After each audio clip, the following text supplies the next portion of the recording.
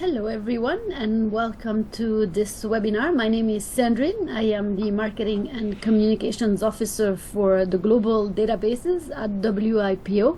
And today we will talk about PATENTSCOPE, which is WIPO's global database for patents. And it's oriented for those of you who are starting to use PATENTSCOPE. As you will be muted during the webinar, if you have any questions, concerns, or comments, please use the question and answer little icon that you have in your control panel. I won't be able to take a look at your questions during my presentation, but we will conclude today's webinar with a dedicated question and answer session. You can also use the chat, but if I could have all the questions in the same location, that would be greatly appreciated. And hopefully I'll be able to answer all your questions at the end of the webinar. If it's not the case, and if your question is left unanswered by the end of the webinar, don't worry, I will go through the list again and I will reply later on individually by email. About email address, this is our email address, pretty straightforward, patentscope@wipo.int. If you have any questions, comments, or if you want to provide feedback, do not hesitate to use this email address. After those introductory remarks, let's jump right into the topic of today, PATENTSCOPE for beginners. This is what the interface looks like. What you have to know is that PATENTSCOPE is free of charge. What you do in PATENTSCOPE is confidential between you and WIPO, and it's accessible to all. Anyone with an internet connection can use PATENTSCOPE. To access it, you can go directly to PATENTSCOPE using its URL. You see it's an HTTPS protocol, which means that everything you do is confidential, or you can also access it via the WIPO main website.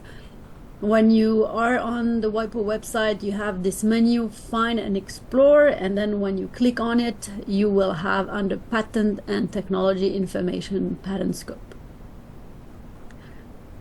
And this is where you will arrive on the page of the interface. It's the page by default. So first we will take a look at some of the menus today, and then we will take a look at some of the searches you can perform as a beginner using PATENTSCOPE. Two sets of menus are available, this in the green and the first one above in the blue. We'll first take a look at this menu in the blue, and then we will move to the different items in this menu bar in the green.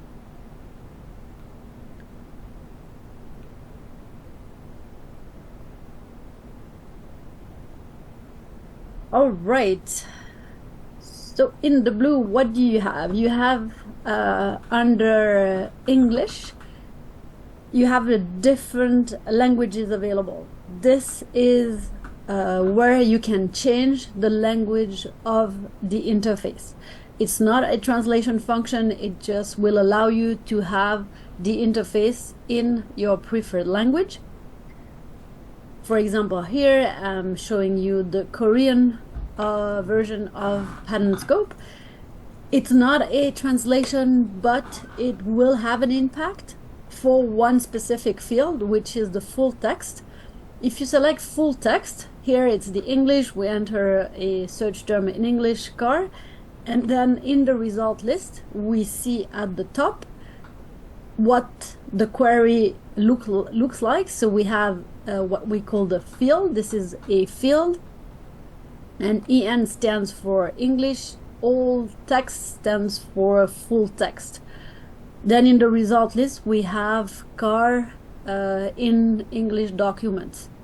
Now if I go back and select the interface in Spanish, I select the same full text and I still keep my English keyword. This time, as you can see, the field on top is different. So now we don't have EN, but we have instead ES, which is for Spanish. So the search will be performed in the Spanish text. And as you can see, this is not the keyword we were interested in. We have different version of the keyword, and it's not the English car we're looking for, and this is because the search is performed in the Spanish full text. Now a question for you: if you see this field on the top, which interface am I using? So this field here is for the Chinese interface. So when you use the interface in another language, for example, you use it in Chinese, but you still want to perform a search in English, you have to be aware that when you use the simple search with interface, which is the interface by default, you will perform your search in the full text of the language of your interface. So it's something to be aware of when you switch languages for your interface. Then you have the help menu, very useful, is in the middle, the PATENTSCOPE help. You can always check the terms of use, the privacy policy, some FAQs. You have a way to contact us, and there's a forum. It's not a very active forum, but the most important thing is PATENTSCOPE help. You will arrive on this page, and on the top you have some navigation help. When you use patent databases, not only PATENTSCOPE, is always key to know the data coverage, to know exactly which collection or collections you're searching in. So the data coverage is key. When you click on coverage, you will be taken to this part of the help menu that deals with coverage, and you can check the global coverage of PATENTSCOPE clicking on national collections. Here you will have the different collections available, the frequency, the latest data available, if there's chemical information, the number of records, and the total number of records is available at the bottom. I put it here in the middle just for your information. What you have to know when you use PATENTSCOPE, documents are aggregated, which means when there's a republication, we don't count it as one document extra. I mean, if it's a republication, it's just one document instead of two in other systems. Here also in the coverage, you will find the non-patent literature data coverage. Same as for the collections, we add on a regular basis new collections and also non-patent literature. You saw that there are many different collections, which means that you're accessing national data from all those countries. It's not only PCT applications entering international phase, but it's also those national IP offices that share information with WIPO. And then the next interesting item is the how to search. Here you will find a lot of information. There's a user guide, you will find the syntax, the field definition, and then some tutorials, tips and tricks. There's some short videos showing you different features, and you can also practice using PATENTSCOPE with those practical exercises that you'll find online.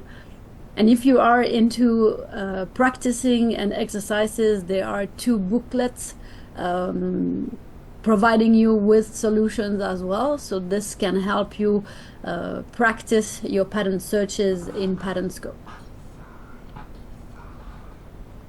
Before we get into searching, let's keep going with our menu. You see here there's a login called IP portal login. This is related to a WIPO account. It's one account for all the different WIPO applications. It's free of charge, and once you logged in, you can move from one application to the other. In PATENTSCOPE, it will allow you to save your preferred settings, to save your queries, to download the result list, also to perform chemical searches, and to use the feature watch applications. The WIPO account can therefore be very useful when you are using PATENTSCOPE.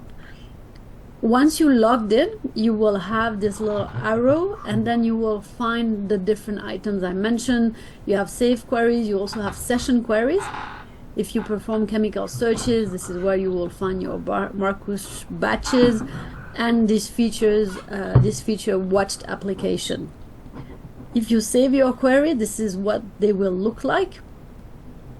By default, sorry, to rerun them, you just click on the magnifying glass. So if you have long queries like the last one you see on the screen, it's quite useful to save those queries. It will allow you to save you time. So next time you log in into PATENTSCOPE, you come to your save queries, you click the magnifying glass, and PATENTSCOPE will rerun the query for you. By default, those queries are private. If you want to change this, you have to run the query again and save it again, making sure you untick the private little tick box, so that then this RSS feed will become available, and you will also be able to share your queries. And then I also mentioned this watch application feature. This will allow you to monitor changing of published PCT applications. So to use it, you will just need to click on this button, Start Watching. And it's available for PCT applications that are published as of April 2022. And then you will find those watched application in your account. And when a change occurs since your last login, the application or applications in question will be highlighted. This will happen here in your account. All right, so this is for menus and the WIPO account. So now let's take a look at this other set of menus that you find a little bit below the first one. You have this feedback button. This is a very easy way to get in touch with us. Then you have this menu called Browse. In here you will find information related to PCT application. You find the Gazette archive. This is all the PCT application that have been published since 1978. This is also where you can find the sequence listing and some information related to the national phase entries. Then we have the menu tool. In this menu, obviously you will find some useful tools. We will take a look at the three first tools, starting with WIPO Translate. This is a tool that was developed by WIPO. It was initially trained and was made available for the translation of the title and the abstract of patent documents, and then it was upgraded in order to translate the entire patent document. It also integrates AI in order to improve the quality of the provided translation. It's very easy to use. You enter the text you would like to translate in the text to be translated box. You select your language pair, and then if you know the technical domain your text is related to, you can also select it in this drop-down menu. And then you will have your initial text, in this case a Korean text, and then next to it the translation. When you hover your cursor over the translation, you will see some sentences in red. Those are segments. This is what we call segments. This is how the tool works. It first splits the text into different segments, and for each of those segments you will be provided with some alternative translation that you can select from this drop-down menu. And once you're done and happy with the translation, you can still edit it for punctuation and capital letters, and then you can copy and paste your translated text into any other documents. So this is a very useful tool that you can use for the translation of patent document text. So it's patent document text only. We will see see later on that this tool is also used in PATENTSCOPE for the translation of the result list and also for the documents. If you're interested also in searching in other languages and you need some help for your keywords, you can use WIPO Pearl. It's the multilingual terminology portal of WIPO. It will provide you with access to scientific and technical terms that are taken from patent documents. It was developed by WIPO language experts and terminologists. Here I did a simple search, cable car, and I would like to find some documents, but not in English.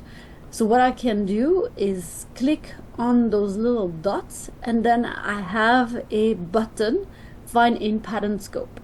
So this is what I did for the Korean. I was interested in finding patent documents about cable car in Korean. I just click the Find in PATENTSCOPE button on the Korean line, and then automatically I'm in PATENTSCOPE in the result list.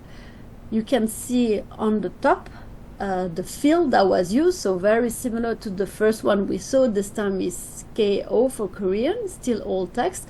Then we have the keyword in Korean, and most of the documents will be in Korean. Some might be in at least 2 languages, Korean and English, like number 4. And you have a machine translation tool available in the result list. I will show you my example with WIPO Translate, but you can also add Google Translate if you wish, or if the language you're interested in is not supported by WIPO Translate. I selected English, and then I have my result list translated into English. So we see we have indeed some cable car related document. And then when I open a document, to open a document, just click on its number. And then I'll find this same machine translation button available for the different parts of the document. Here we're looking at the bibliographic data, but if I go to the description, I will also find this button. This button will also be available in the claims, and for PCT application, it's also available for the more legal documents such as the Article 17, etc. So this allows you to also look in other languages, and you have some support in finding some keywords in the technical field. And the last item I want to show you is the IPC Green Inventory, which was created to help search for patent information related to green technologies. So this is what the page looks like. You have the different topics that are related to green technologies. You can expand those menus, and then you have in the PATENTSCOPE column, you have the IPC. This is the International Patent Classification. When you click on it in the PATENTSCOPE column, you will be redirected to the search result list. Like we saw with the keyword, exactly the same principle. Today, when I wanted to prepare the presentation, unfortunately, it was not working, so I cannot show it to you, but when you click on it, you are redirected and the search is performed for you in PATENTSCOPE.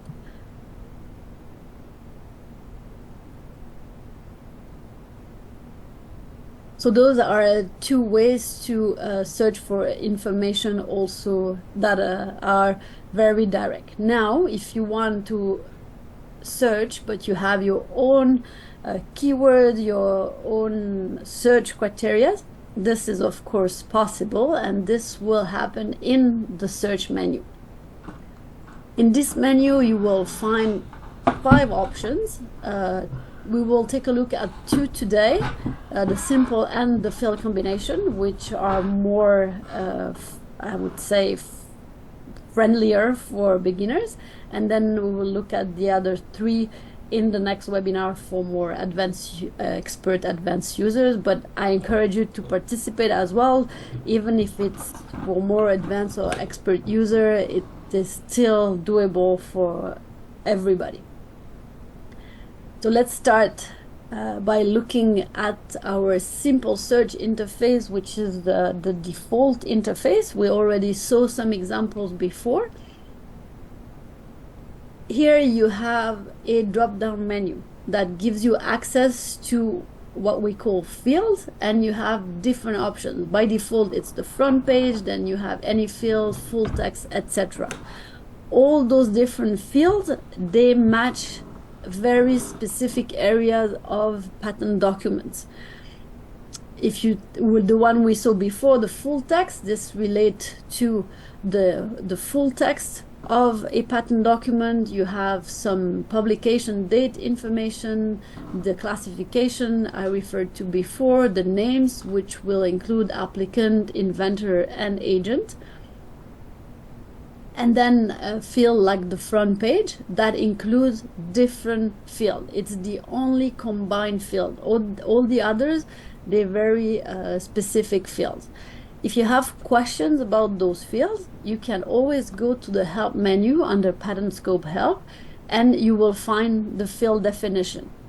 If we take a look at the front page, what we're going to do is enter the name here, and then we'll see exactly where we're searching. So the front page includes the title, the abstract, all the different numbers, and the different names.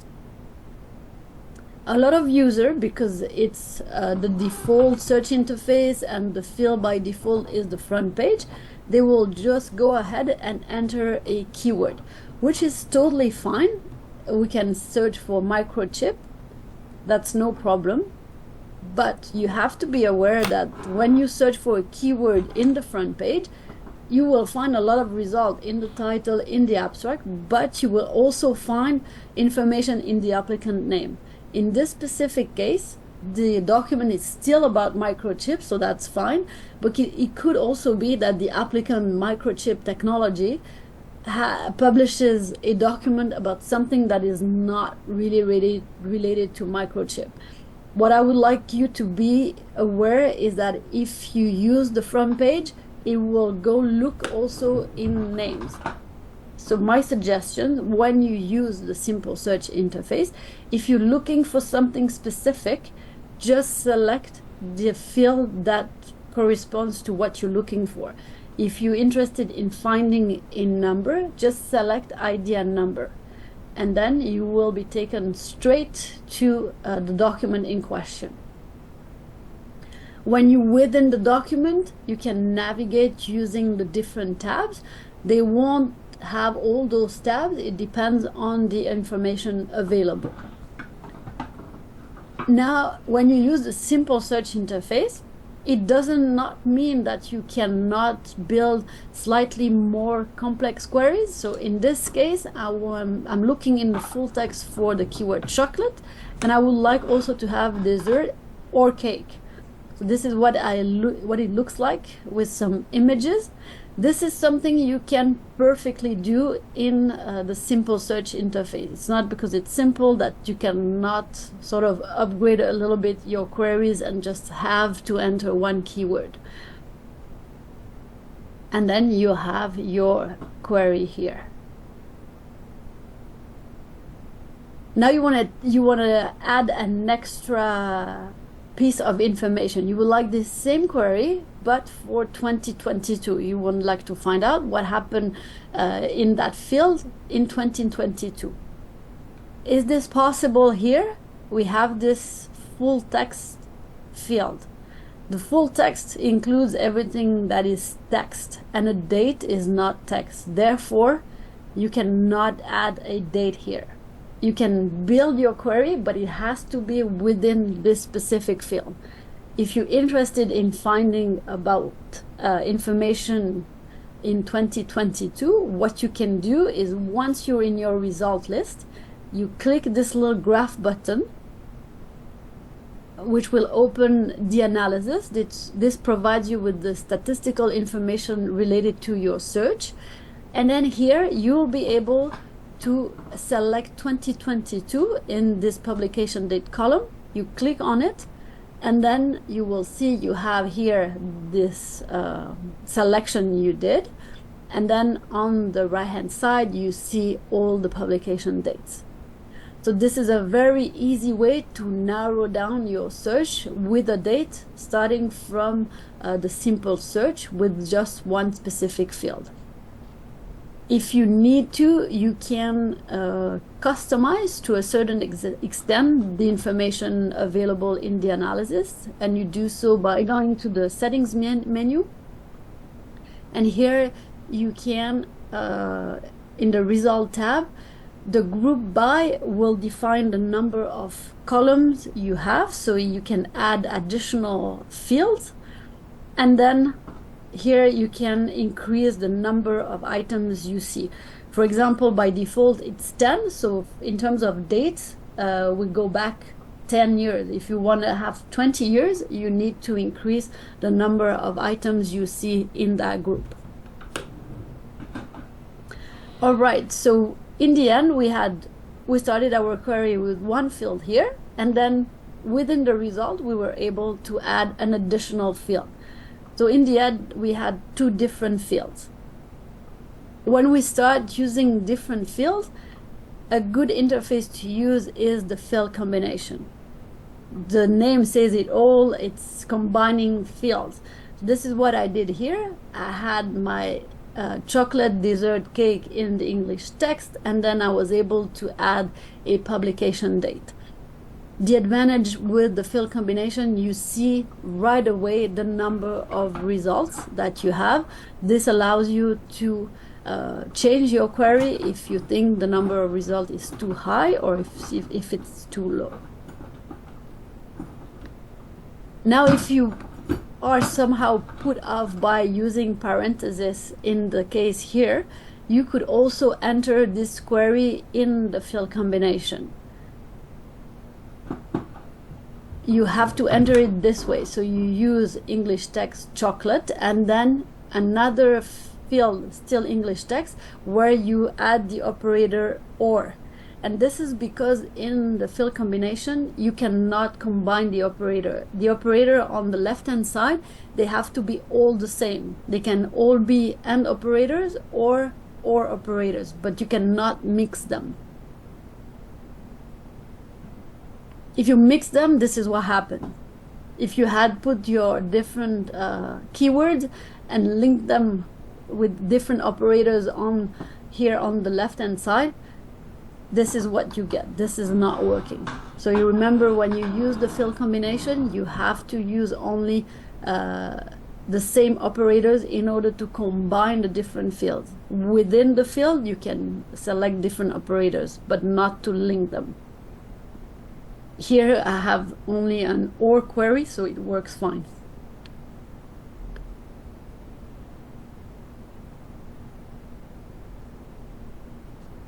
Once you're in your result list, you can still make some changes, and you can click on any of those items here. For example, you can decide to focus on one or more specific collection. By default, you will always search in all the collections in PATENTSCOPE. So here I decided I wanted to see only results for PCT application. I went ahead and selected PCT. And then, of course, I have a lot less results. And I see that next to Office, I have WO. So this indicates that I'm searching only in PCT applications. You can also see this information here on the right-hand side.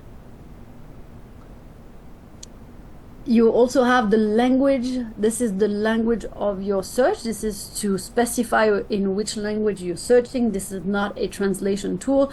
It's just to define the language in which you're searching in case there's ambiguity. Stemming is also a process that will help you find keywords that are close to the one you entered. For example, if you enter support, using stemming in your result list, you will have supporting, supported, etc. The plural form. So it's quite useful. And you can also group your result by family member. So this refers to a group of patent documents that are related to each other because they have a common priority application. So here I did this and my number went down slightly, and I'll find the patent family tab for documents that are part of a patent family. And then you can also include the non-patent literature.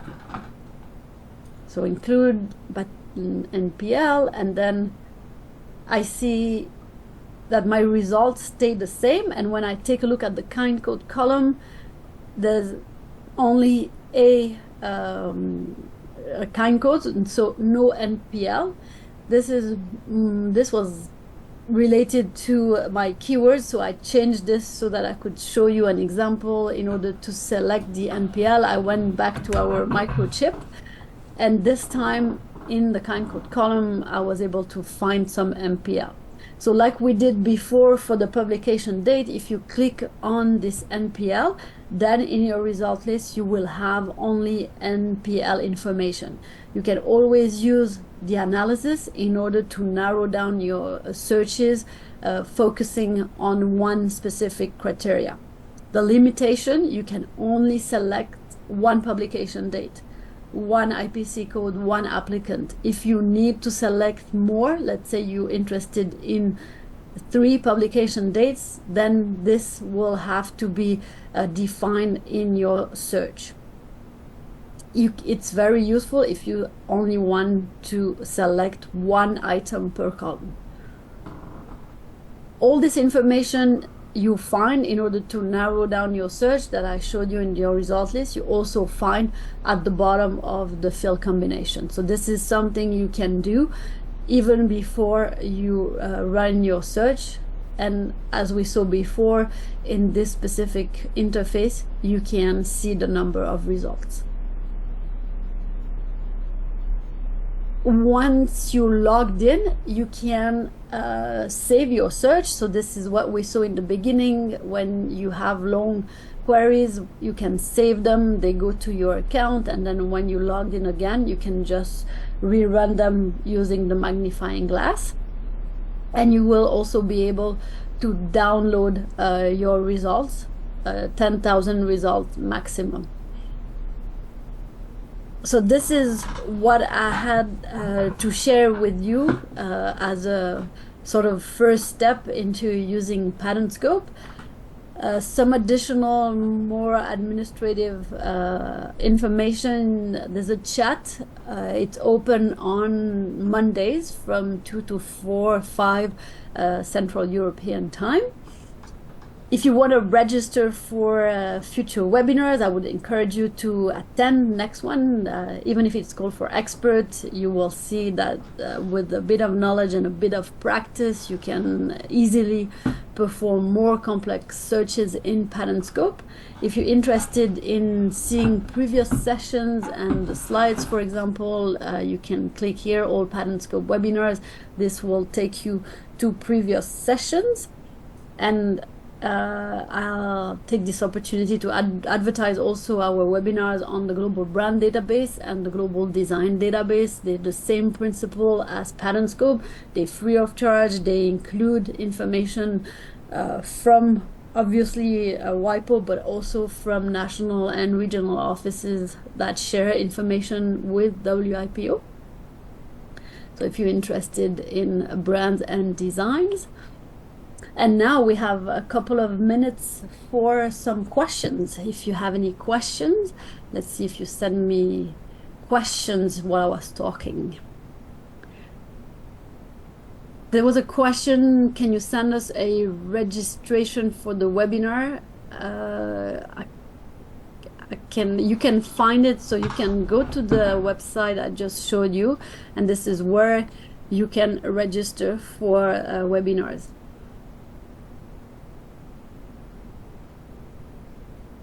There's a question about this feature, watch applications. So the question is there a way to watch applications that are in progress studied by other team members. No, this is not available. This is private to you, and it goes to your account only.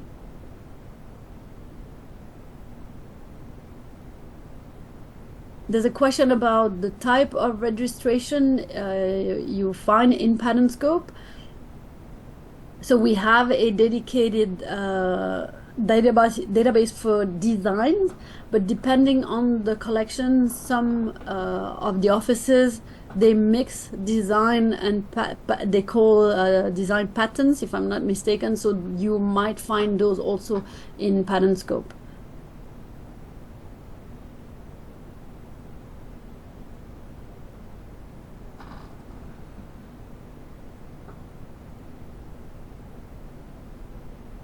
There was a question about NPL. Sorry, I should have, sorry, but it's my fault. So NPL stands for non-patent literature.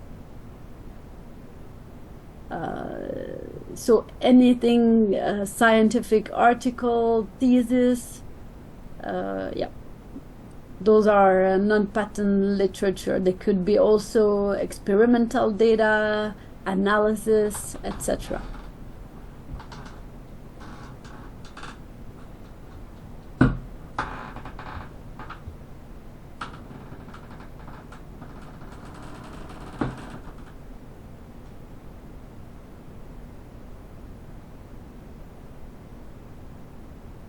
All right, the question about if Indian patents are included, that's a very good question. So I'm very familiar with PATENTSCOPE, but I don't know by heart exactly the collection. So I would encourage you to go to the data coverage and check the coverage. So the data coverage, and then you can check if, or we can maybe check live. Let's see if we can do that. Let me try to do it live. Last time I tried to do it live, I wasn't sharing the screen at all, so hopefully I'll do better today. So if you want to check whether a collection is available, you go to the help menu under PATENTSCOPE help, then you can click on top data coverage and then national collections, and then here let's see if we have Indian data here.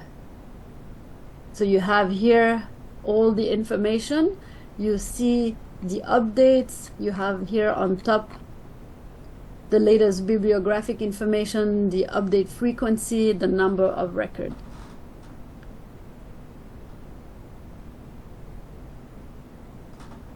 There's a question about the difference between the national phase tab and the patent family tab.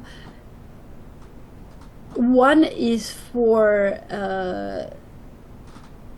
it's about the PCT application that entered into national phase into different countries. I don't know if I'm gonna find, let's see if I'm lucky and find an example so that we can all look at it. Okay, let me take maybe something a bit older to have a better chance to have some national phase information. Okay, perfect. So here we have a national phase tab, and we have two national phase entries, one in the US and one in the European Patent Office. And then, so those two means that the PCT, this application, entered into national phase in the US and in the European Patent Office. Then in the Patent Family tab, we see the documents. So in this case, we have the DEP and the US that match. You can check here. It always gives you how the documents are related.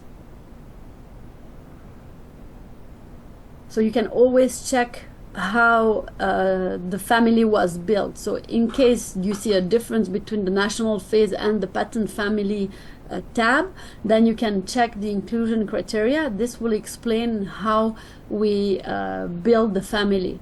So sometimes we find the information in the national data, even if there's no national phase entry. This might explain why you saw a difference.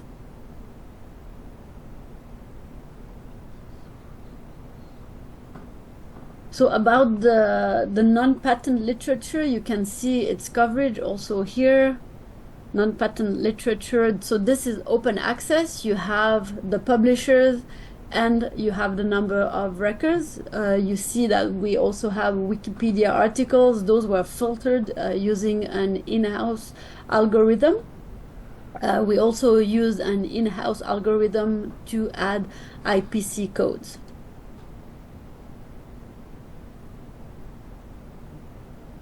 All right, any other questions?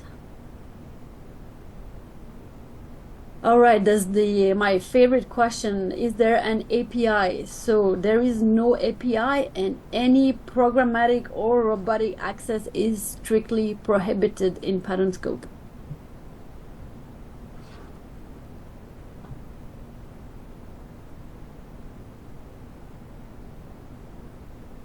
There's a question about an intermediate searching session, or if the expert is searching is the next level. It's the next level. You will see that it's very accessible, even if you sort of new or intermediate. I encourage you to join the expert session. If it's too expert, then you can let me know and I can try to adapt and have something that is in between. All right. So if you're interested in finding more about the usage of the operators, I would encourage you to join next session. We'll cover this. Also in the summer, I usually do some practical exercises so that we can all together do some exercises. This is very useful. It helps you understand it, and especially with the practice, it's a lot clearer than just looking at some slides. So this will happen during the summer again. And also I mentioned the exercise booklet. This is also a good way to practice the use of the operators. So either the versions sort of PDF, or you have the online version that you can already access and easily start with.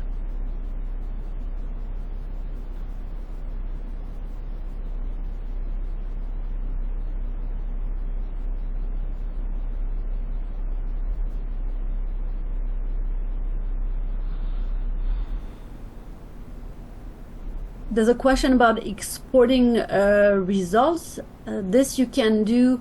You need to be logged in, and then you will be able to download your result list.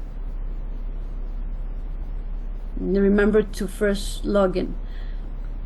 There's a question about a certificate of participation. There is no certificate of participation. I'm sorry about this.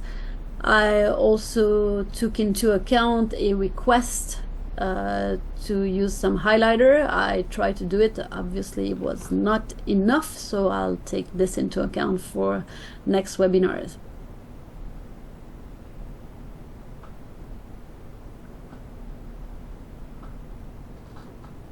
All right, do we have any other questions? Thank you very much. Lots of questions, very interesting questions today.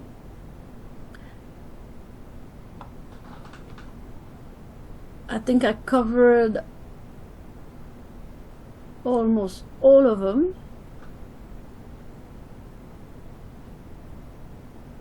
In PATENTSCOPE, you will find only published information. You cannot use PATENTSCOPE to find out unpublished information.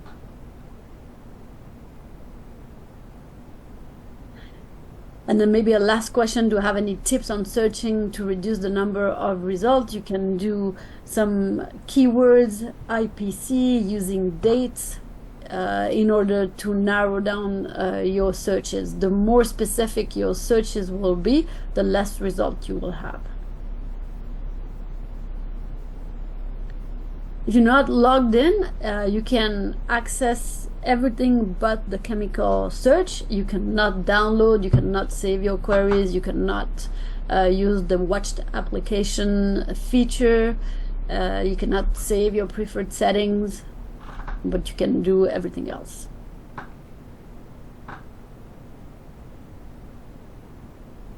All right, I saw some people use the chat, so let me take a quick look at the chat. This is why I don't love the chat, because it gives me two places to look at. So the exercises, they're available in the help menu under how to search or on our website. This is the website, wipo.int/patentscope/en. This is a web page, and then you will find those exercises, and then the other ones, those ones, they're available in the help menu, how to search.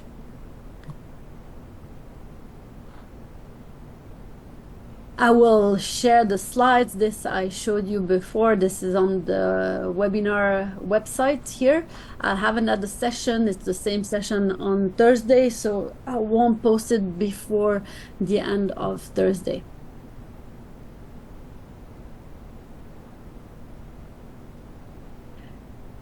So there's a question about some countries that might not be listed in the coverage.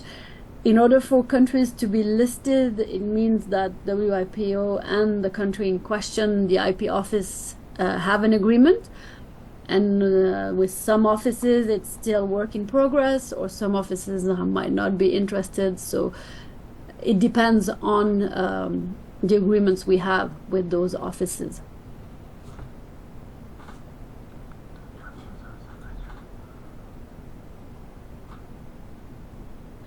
There was a question about the result to be downloaded, so this I addressed. I addressed the API also.